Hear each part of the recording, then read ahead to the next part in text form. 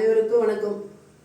இன்னைக்கு அம்மாளுக்கு வெள்ளிக்கிழமை அமாவாசை, ரொப்பன அமாவாசை நாள். அம்மனுக்கு சந்தன காப்பு பண்ணியிருக்கேன். இந்த அலங்காரம் என் தாய்க்கு நானே அவசரம் பண்ணி என் கையால் என் தாய்க்கு சந்தன காப்பு பண்ணியிருக்கேன். பாருங்க, எங்கள் அம்மாளுக்கு பிடிச்சிருந்தா, எங்கள் அம்மாளுக்கு நான் சந்தன காப்பு பண்ணது பிடிச்சிருந்தா லைக் பண்ணுங்க. எங்கள் அம்மாளுக்கு சந்தன காப்பு நான் பண்ணியிருக்கேன். உங்களுக்கு பிடிச்சிருந்தா லைக் பண்ணுங்க, கமெண்ட் பண்ணுங்க, பாருங்க.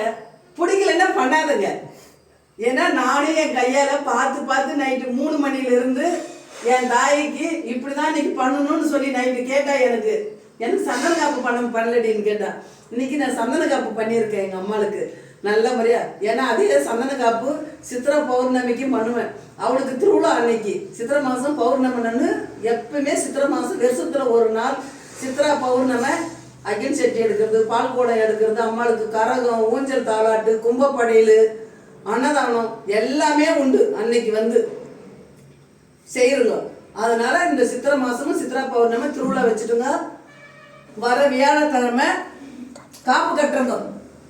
வர வியாழக்கிழமை எங்கள் அம்மாளுக்கு காப்பு கட்டுறங்க. 9 நாள். வெள்ளிக்கிழமை திருவிழா, வியாழக்கிழமை காப்பு கட்டி 9 வெள்ளிக்கிழமை திருவிழா வச்சிடுறோங்க. வியாழக்கிழமை காப்பு கட்டிட்டா வெள்ளிக்கிழமை திருவிழா வச்சு அம்மாளுக்கு அன்னைக்கு சந்தன காப்பு தான் பண்ணுறேன். அலங்காரம் பண்ணி பட்டு புடவை கட்டி அழகாக அவளுக்கு சிங்காரிச்சு என் கண் குளிராக பார்க்கறது தான் என்னுடைய தாய்.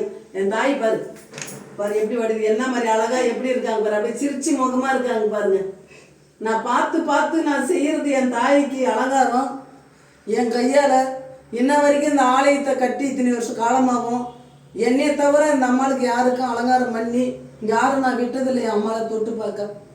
அந்த அளவுக்கு என்ன மாதிரி ஒரு தாயாவோ, உலகத்துக்கே தாயாவோ, அவளை யாரும் தொட்டு அலங்காரமாக பார்க்கக்கூடாதுன்னு என் கையாலே நானே குளிக்க வச்சு, நானே அலங்காரம் பண்ணி, நானே புடவை கட்டி இன்னைக்கு என் தாய்க்கு நான் பண்ணுறேன்னா இத்தனை வருஷம் காலமாக.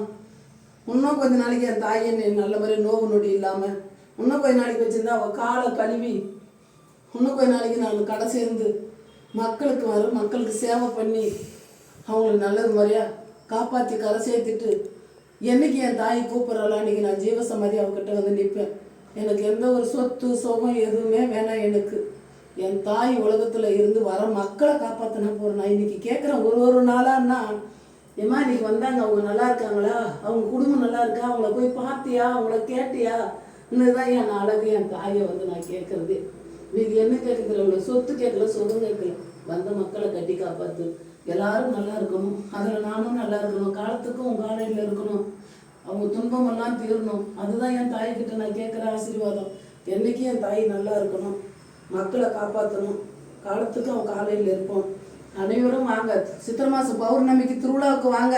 காலையில் 6 மணிக்கெல்லாம் சத்தியமங்கலம் முருகர் கோயிலான வந்துருங்க. ஆறு குளம் எல்லாமே அங்கே முருகர் கோயிலான பக்கமே, அங்கேருந்து தான் கரகம். அன்னைக்கு காலையிலே வந்துருங்க. 7 மணிக்கெல்லாம் கரகம் கிளம்பிடும். வெயில் சீசனு, கால் பத்திக்கு எல்லாம் கால் கொப்பளம் எழுதுன்றாங்க. அதனால 7 மணி 8 மணிக்கெல்லாம் சாமி கிளம்பிடும். கிளம்பி அங்கேருந்து வர்றதுக்குள்ள 10 மணி 11 மணி ஆகும். உங்கள் கோயில், நம்ம கோயில் வரத்துக்கு 11 மணி ஆகிடும். அப்படியே வர வேகத்துலேயே அடுத்த செகண்ட்லேயே அம்மனுக்கு பூக்குழியில் இறங்குறோங்க. பூக்குழியில் இறங்கி முடிச்சதுமே அப்படியே கெடாய் வெட்டுறாங்க. கெடாய் வெட்டி முடிச்சதுமே அப்படியே பூரா பேருக்கும் பால அபிஷேகம் முடிச்சதும் அப்படியே அன்னதானம் முடிச்சதுமே உடனே அம்மாளுக்கு புடவை கொடுக்குறேன். அடுத்தது புடவை கொடுத்தது நான் எனக்கு அவசியம் முடிச்சு அங்கேயே உட்காந்து நான் வாக்கு சொல்கிறேன். பெரிய சிலையான தான் 42 அடி சிலையான. நான் அதே இடத்துல என்னை குளிக்க வச்சு எனக்கும் அவசியம் முடிப்பாங்க. அவசியம் பண்ண உடனே அதே இடத்துல நான் உட்காந்து மக்களுக்கு வாக்கு சொல்லணும். அன்னைக்கு 1 ரூபாய் காசு வாங்க மாட்டேன், யாருக்கிட்டையும் நான் காசு வாங்கல. வாக்கு சொல்கிற பிரியாவே தான் அன்னைக்கு அம்மானுடைய அருள் நான் கொடுக்குறேன். அனைவரும் வாங்க, உங்கள் குறைகள் தீரணும், கஷ்டங்கள் தீரணும், நீங்கள் எல்லாரும் நல்லா இருக்கணும். இந்த கலியுகத்தில் இருக்கிற அனைத்து பேரும் யாருக்கு எந்த ஒரு குறை இல்லாமல் நல்ல முறையாக இருக்கணும். குறையத்த செல்வம், நிறையத்த வாழ்வு.